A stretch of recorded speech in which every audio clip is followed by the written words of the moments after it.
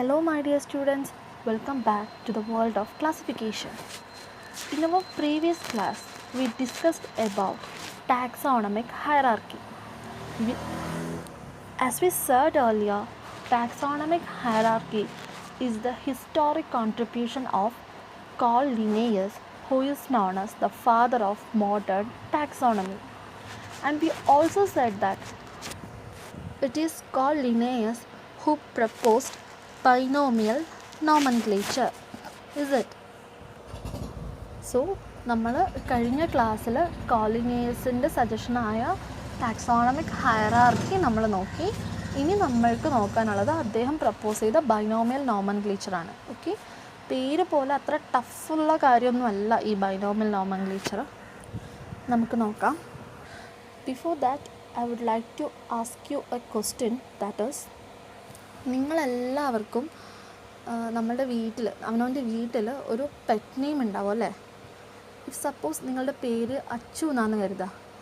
നിങ്ങളെ ഏറ്റവും അടുപ്പുള്ളവരും അല്ലെങ്കിൽ നിങ്ങളുടെ അമ്മ, വീട്ടുകാർ, ഏറ്റവും അടുത്ത കൂട്ടുകാരൊക്കെ നിങ്ങളെ അച്ചു എന്നാണ് വിളിക്കാറ്.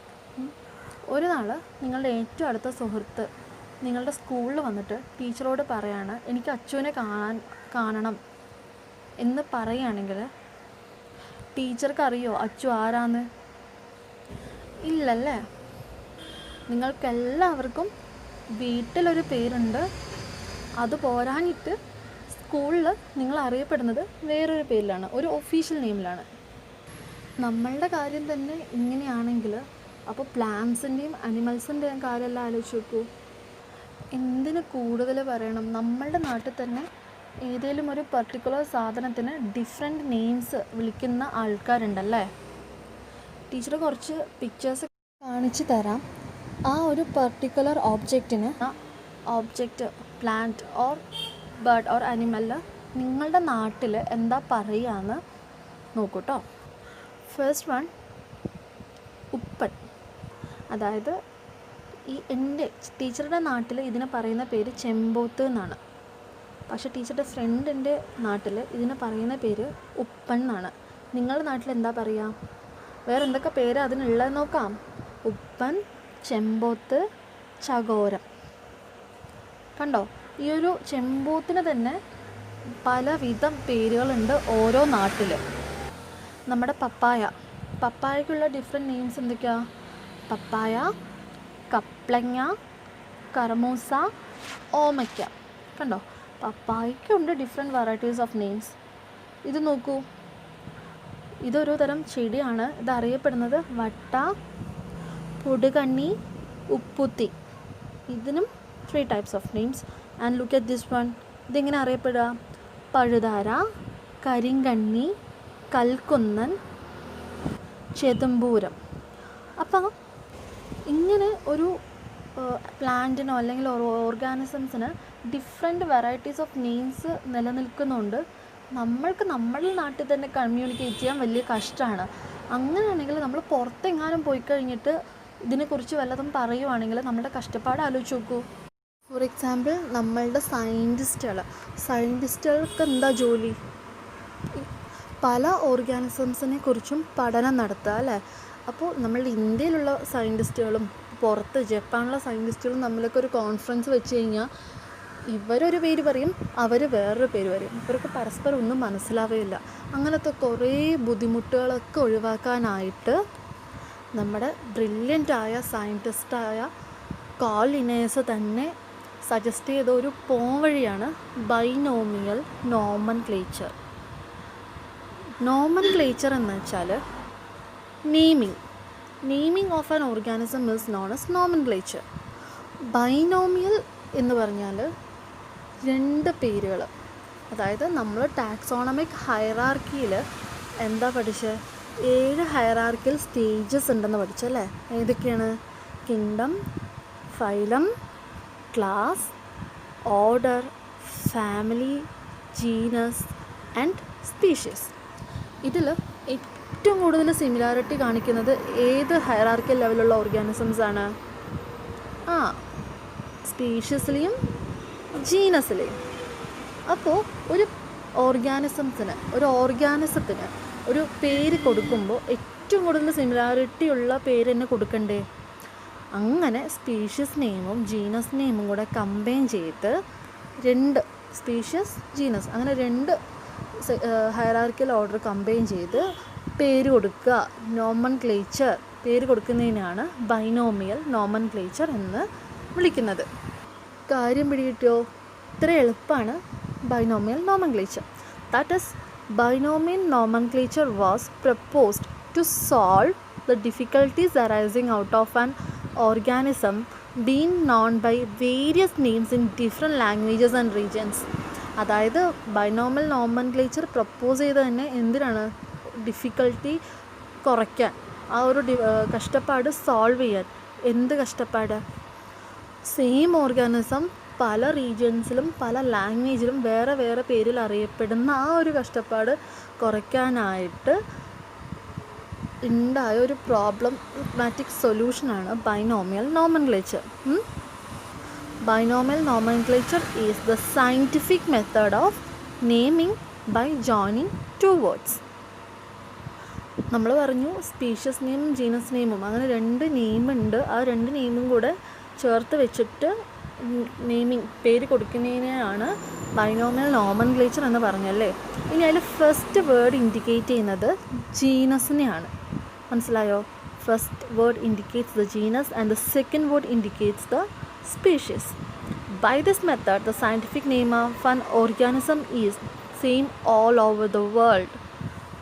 ഇങ്ങനെ ജീനസ് നെയിമും സ്പീഷ്യസ് നെയിമും കൂടെ ആണ് നമ്മൾ പേര് കൊടുക്കുന്നതെന്ന് വെച്ചാൽ ഈ ലോകം മൊത്തം, വേൾഡ് മൊത്തം ഒരു പേരിൽ ഒരു ഓർഗാനിസം അറിയപ്പെടുള്ളൂ. ഫോർ എക്സാമ്പിൾ, നമ്മൾ ഹ്യൂമൻ ബീയിങ്സിൻ്റെ സയൻറ്റിഫിക് നെയിമാണ് ഹോമോ സാപ്പിയൻസ്. അത് എവിടെ പോയാലും, ഈ വേൾഡിൻ്റെ ഏത് കോർണറിൽ പോയാലും വി ആർ ഹോമോ സാപ്പിയൻസ്. ഇനി നമുക്ക് കുറച്ച് എക്സാമ്പിൾസ് നോക്കാം. നമ്മളുടെ കണിക്കൊന്ന ഈ വേൾഡ് മൊത്തം അറിയപ്പെടുന്നത് ഏത് പേരിലാണെന്നറിയോ? It is Cassia fistula. അപ്പോൾ നമ്മളുടെ കണിക്കൊന്നയുടെ സയൻറ്റിഫിക് നെയിം എന്താണ്? Cassia fistula. ഇനി നമ്മളുടെ കാക്ക, നമ്മൾ എന്നും കാണാറുള്ള നമ്മുടെ കാക്കയുടെ സയൻറ്റിഫിക് നെയിം എന്താ? Corvus splendens. എന്താല്ലേ നമ്മുടെ ക്രോ അറിയപ്പെടുന്നത് എങ്ങനെയാണ്? Corvus splendens. Next one is a hybrid variety of cow and its name is Bos taurus. സാധാരണ ഒരു പശുവാണ്, ഒരു ഹൈബ്രിഡ് വെറൈറ്റി പശുവാണ്. ആ പശു എങ്ങനെയാണ് അറിയപ്പെടുന്നത്? Bos taurus. So in this session we studied about binomial nomenclature. അപ്പോൾ എന്താണ് ബൈനോമിയൽ നോമൻക്ലേച്ചർ? പല ഡിഫറെൻറ്റ് റീജിയൻസിലും ഏരിയാസിലും അല്ലെങ്കിൽ പല ലാംഗ്വേജസിലും ഒരു ഓർഗാനിസം വെറൈറ്റീസ് ഓഫ് നെയിംസിലാണ് അറിയപ്പെടുക. അങ്ങനെ വെറൈറ്റീസ് ഓഫ് നെയിംസ് മൂലം ഉണ്ടാവുന്ന ഡിഫിക്കൽട്ടി സോൾവ് ചെയ്യാനായിട്ട് നമ്മളുടെ കാൾ ലിനേയസ് തന്നെ പ്രപ്പോസ് ചെയ്ത ഒരു സൊല്യൂഷനാണ് ബൈനോമിയൽ നോമൻക്ലേച്ചർ. അതിൽ നോമൻക്ലേച്ചർ എന്ന വേർഡിൻ്റെ മീനിങ് നെയിമിംഗ് എന്നാണ്. ബൈനോമിയൽ എന്നുകൊണ്ട് ഉദ്ദേശിക്കുന്നത് നമ്മുടെ ടാക്സോണമിക് ഹൈറാർക്കിയിൽ ഏറ്റവും സിമിലാരിറ്റി തോന്നിപ്പിക്കുന്ന ജീനസും സ്പീഷീസും, അത് രണ്ടും ചേർത്ത് വെച്ചിട്ടുള്ള നെയിമിംഗ് എന്നാണ് ബൈനോമിയൽ നോമൻക്ലേച്ചർ എന്നുകൊണ്ട് ഉദ്ദേശിക്കുന്നത്. The first word of scientific name indicates the genus and the second word indicates the species.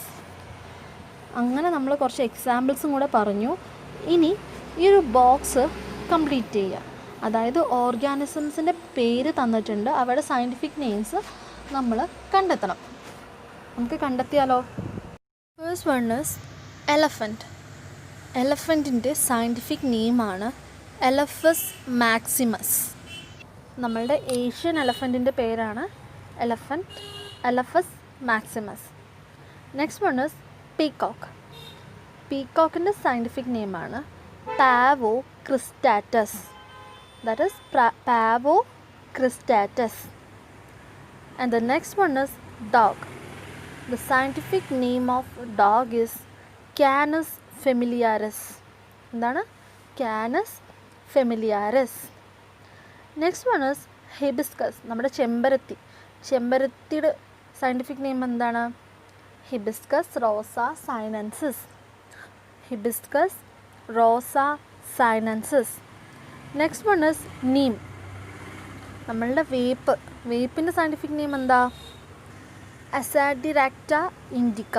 എന്താണ്? Azadirachta indica. And the other one is paddy. നമ്മുടെ നെല്ലല്ലേ, നെല്ലിൻ്റെ സയൻറ്റിഫിക് നെയിം എന്താ? Oryza sativa. എന്താണ്? Oryza sativa. ഞാൻ ആദ്യം പറഞ്ഞു എലഫൻറ്റിൻ്റെ സയൻറ്റിഫിക് നെയിം എന്ന് പറയണത് എലഫസ് മാക്സിമസ് ആണെന്ന്. അതായത് നമ്മുടെ ഏഷ്യൻ എലഫൻറ്റിൻ്റെ പേരാണ് Elephas maximus. When it comes to African elephant it becomes Loxodonta africana. African ആനയുടെ സയൻറ്റിഫിക് നെയിമാണ് ലോക്സോഡോണ്ട ആഫ്രിക്കാന. ആഫ്രിക്കൻ എലഫൻറ്റ്സ് നമ്മുടെ നോർമൽ ഇന്ത്യൻ എലഫൻസിൽ നിന്നും വളരെയധികം ഡിഫറെൻ്റ് ആണ്. എങ്ങനെയാണ്? അതിന് വലിയ കൊമ്പുണ്ട്, അതിൻ്റെ സൈസ് എന്ന് പറയുന്നത് വലുതാണ്. നമ്മുടെ കമ്പാരിറ്റീവ്ലി നമ്മുടെ എലഫൻറ്റിനെക്കാളും ലാർജ് ഇൻ സൈസാണ് African elephants. And its scientific name is Loxodonta africana. അപ്പോൾ നമ്മൾ ബൈനോമിയൽ നോൺമെൻക്ലേച്ചറും എന്താണെന്ന് പഠിച്ചു. ഇനി നമ്മൾ ഇത്രയും പ്രിസൈസ് ആയിട്ടുള്ള ഒരു ഹയറാർക്കിക്കൽ ക്ലാസിഫിക്കേഷനിലോട്ട് എത്തണമെങ്കിൽ ഒരുപാട് സ്റ്റെപ്സിലൂടെ ആയിരിക്കും നമ്മൾ എത്തിയിട്ടുണ്ടാവുക. എല്ലാ കാര്യങ്ങളും അങ്ങനെ തന്നെയാണ്. ഒരുപാട് കാലത്തെ പരിശ്രമങ്ങൾക്കൊടുവിലാണ് ഒരു പെർഫെക്റ്റ് ക്ലിയർ സ്റ്റെപ്പിലോട്ട് നമ്മൾ എത്തിയിട്ടുണ്ടാവുക അല്ലേ. സോ ഈ ഒരു ക്ലിയർ ഹയറാർക്കിയിലോട്ട് നമ്മൾ എത്താൻ ഏതൊക്കെ വഴിയിലൂടെയാണ് അല്ലെങ്കിൽ എങ്ങനെയാണ് ഒരുപാട് പ്രിസിഷനിലോട്ട് നമ്മൾ എത്തിയെന്നാണ് നമുക്ക് ഇനി നോക്കാനുള്ളത്. That we will discuss in our very next class. Okay, thank you.